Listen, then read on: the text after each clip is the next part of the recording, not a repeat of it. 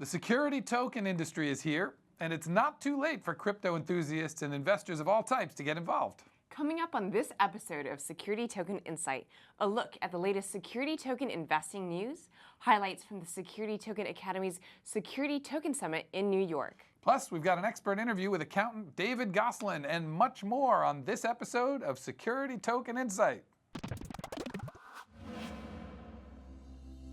Hey there, everybody. I'm Adam Chapnick. And I'm Amy Wan. Welcome to Security Token Insight, brought to you by the Security Token Academy.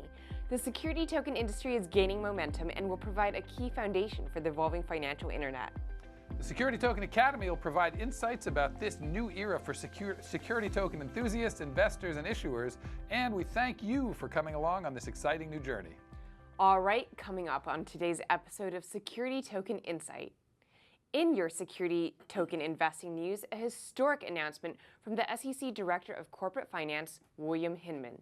We've got an expert interview with accountant David Gosselin. Hear his thoughts on the biggest hurdles facing the security token space. Plus, highlights from the Security Token Summit in New York and how you can get involved in our next event in New York this fall. That and more is coming up on this episode of Security Token Insight. Okay, now it's time for your security token investing news. In a historic announcement at the Yahoo Finance All Market Summit in San Francisco, Securities and Exchange Commission Director of Corporate Finance William Hinman said they will not classify Ethereum or Bitcoin as securities. This comes just a couple weeks after SEC Chair Jay Clayton said cryptocurrencies are not securities and that the definition of security would not be changed to include Bitcoin. Clayton also noted that digital tokens were in fact securities, but cryptocurrencies were not. Hinman's statement represents the SEC's official stance on Bitcoin and Ethereum. It will be treated as a commodity, and that the name isn't important, but the way it's sold, promised, and behaves is the key deciding factor. Alpha Point, a crypto services company that helps make illiquid assets liquid, successfully raised $15 million in their first major round of VC funding. The fintech company announced that they raised the capital via Mike Novogratz's Galaxy Digital, the self-proclaimed cryptocurrency merchant bank. These funds will help Alpha Point continue to develop their regulated asset-backed token, which the firm introduced last month to provide liquidity in the real estate market. According to the company, it has developed a software that allows a token to be freely traded while also ensuring compliance with securities laws. The Security Token Academy is on the leading edge of the security token movement. We've been to security token meetups and conferences from coast to coast. I had the pleasure of speaking with accountant David Gosselin, a partner of DBBMcKennon at the Crypto Invest Summit in Los Angeles. We covered everything from audits to reviews and regulations in the security token industry. Take a look. So accountants have suddenly assumed a very important role in this new tech wave that we're in, right? I think there's a lot of new kind of considerations that people have to think about when they get into this frenzy of investing. What do you think have been some of the biggest hurdles that people are encountering that are new for you? I think in the securities token space, the biggest thing for all these kind of token ICO companies, whatever you want to call it, is they're going to have to start going through regulation to do this legally, right? And part of that is using a registration or an exemption for the tokens. So a lot of people have talked about Regulation A+, Regulation Crowdfunding, Regulation D. Some of those mechanisms require audits, reviews, accounting, and the process of doing that is sometimes slow, sometimes difficult, and the companies that are built to break barriers to expand rapidly are not always the best suited to take care of the historical accounting, so it can be audited when the time comes. Yeah, absolutely. It's interesting because I had in my head that we were going to go in the, all these crazy investors jumping in. I want to be in Bitcoin, I want to be in Ethereum, all these things, and all of the challenges that are coming that way. You talked about the issuer, and that's interesting because you talked about regulation crowdfunding versus Reg A+, for example. They have sort of different requirements that you have to have. One's an audit and the other's a review. That's correct. What is the difference? So a review is less than an audit, right? So a review is we look at the financial statements and we're we're doing inquiries and we're looking at analytics, right? So do things make sense? Are they adhering to GAAP? We ask the founders, the controllers, what's going on here? So it's more inquiries, analytics. We're hoping to get to the root of any big issue, and we're providing limited assurance on what's going on the financials. An audit is more of a deep dive. So we're actually testing transactions, invoices, confirming with third parties to get more assurance. It's not absolute assurance, it's just it's more assurance so an investor can rely on it more so than what they could on a review. Interesting. And so what's the difference in expense that a company should expect? Not that what you charge, but the as golden question. Yeah, as a rule of thumb, that's been one of the hurdles in sort of regulation crowdfunding and Reg A Plus. Yeah, it could vary widely. Yes, you know, I talk to people that I've bid a couple $1,000s for an audit, you know, maybe $7,500 for a brand new company, right? It doesn't happen often. Okay. They shouldn't be probably doing a Reg A Plus, but it happens. And up to, you know, the 6 figures, you know, very easily. I would say that if I had to peg it to something, I would say an audit's going to cost you 3 times the amount of a review, at least on the bigger side, much more. So it's kind of paying 3 times on the lower end, but as you get to be bigger companies, that variance is going to be multiplied even more, 4, 5, 6 times probably. So we have 2 different kinds of offerings that have been happening now. There was the frenzy in 2017 of the ICOs, you know, like all kinds of craziness going on, some good, some not so good. Yeah. Are there perils that the companies from 2017 are going to be facing that they maybe didn't take into account? Sure. I mean, there's the obvious. There's the tax stuff, right? And I hear all the time that some of the declines in Bitcoin and Ethereum and all that stuff in April were because people are trying to get cash out of their position to pay their taxes, right? Yes. But I think for me, the biggest part is when companies go through this in a regulated manner, which really is not any of the 2017 companies. It'll be the 18 and 19 companies. Right. It's not the first year that you go through it that's going to be the issue. I don't think most of these companies are going to be inherently difficult to audit so long as they have the proper controls in, the accounting's in place. They're normal companies developing some kind of technology. The question is, and my position has always been, the hardest part is you do this token offering, it's approved, it's relying on an exemption, let's say Reg A+, then they take the security token and try to utilize it, right, for goods and services. There's no accounting mechanism that exists, software that can track a security and your position and when it transacts for what good and service, and we have to be able to audit it. And so I think, personally, the failure of a lot of the companies going through the security token is not going to be in 18, it's going to be 19, 20 when they have to report audited financials for the first time.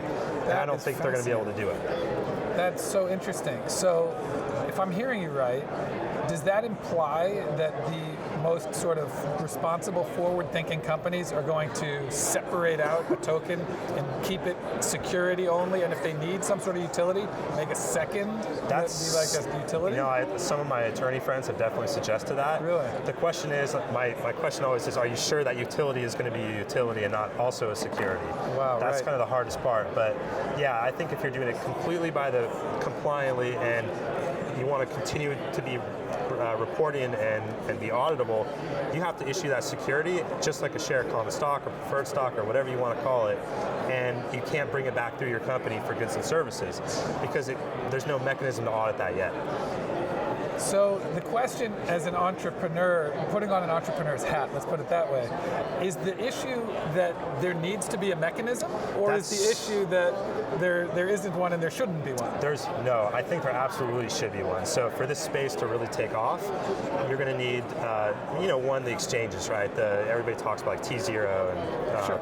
That's one thing. But you're also going to need kind of like service providers, wallet providers, whatever you want to call it, to ensure that the transactions happen the right way, the same way, every time, that's reportable. And they're going to have to go through what the biggest companies in the world go through, which is like service organization control reports, right?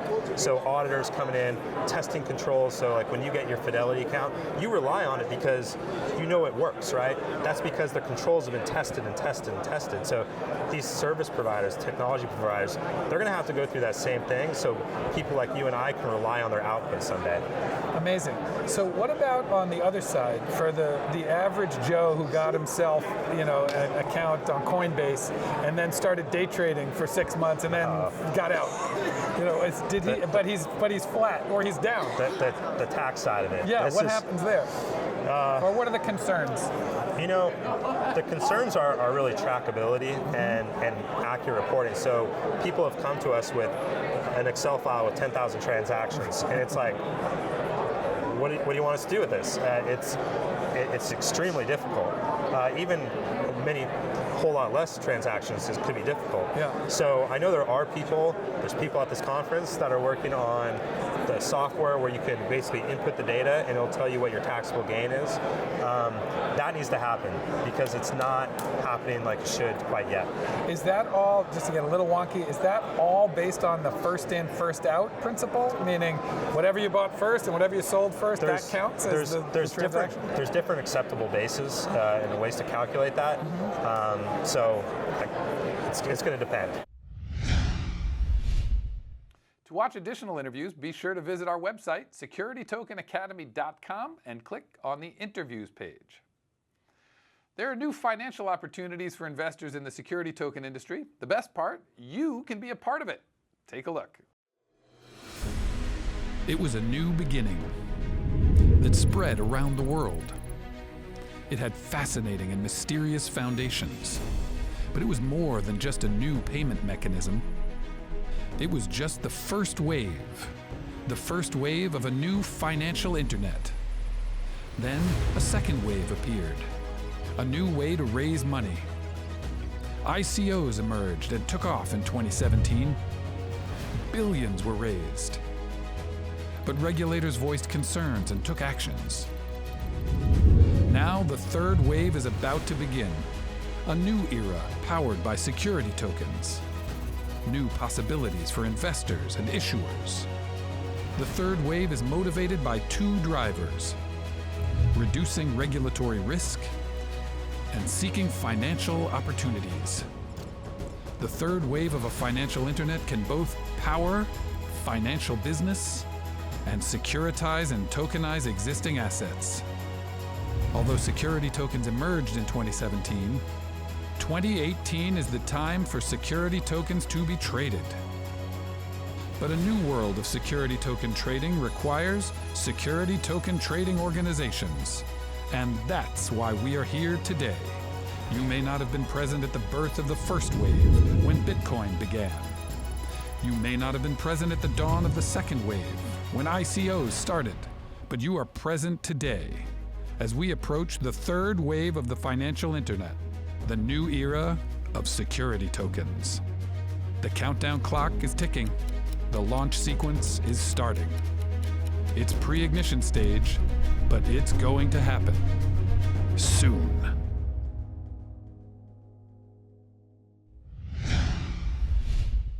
The Security Token Academy just hosted the first ever Security Token Summit in New York City. It was the first conference to focus on the emergence of security token trading organizations. This groundbreaking sold-out event brought together the key players in the industry to learn about the new directions in security token trading organizations. Yeah, the day-long event zeroed in on security token exchanges and trading organizations. The best and brightest spoke at our summit, and we captured it all on video.